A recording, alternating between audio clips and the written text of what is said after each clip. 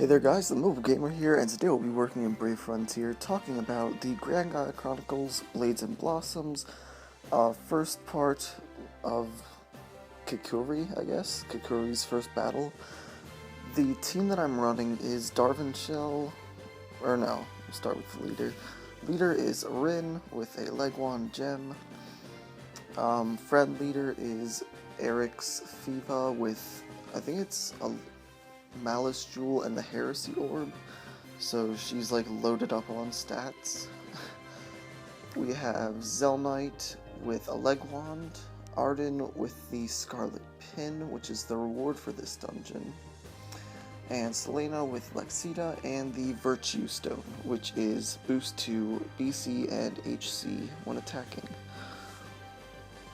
Getting into the battles, this dungeon is a lot easier than the Sephia dungeon, just for a start. The first battle is 1 ogre and 4 orcs. They do hit pretty hard, I would say. If you're running the team that I'm running, I would guard your Zelnite if you don't have a lot of health. And another thing other than them hitting really hard, which makes this battle a pain, is that the 4 orcs inflict injury.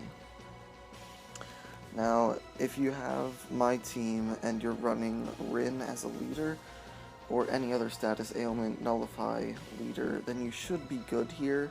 If not, you should bring a status nullification leader, healer. And if not, then Xvel or someone else who can remove and nullify status ailments.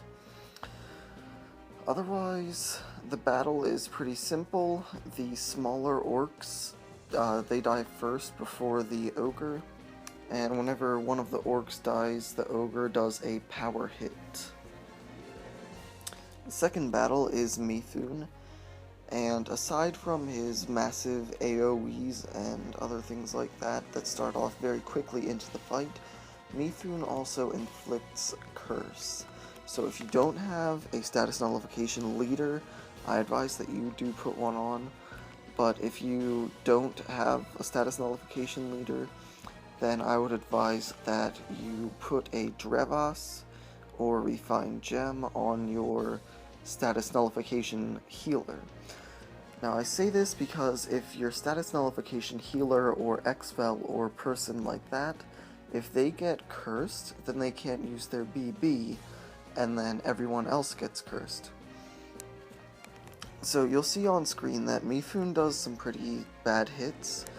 Usually after his 50% HP threshold, he'll do 2 AoEs either every turn or every other turn.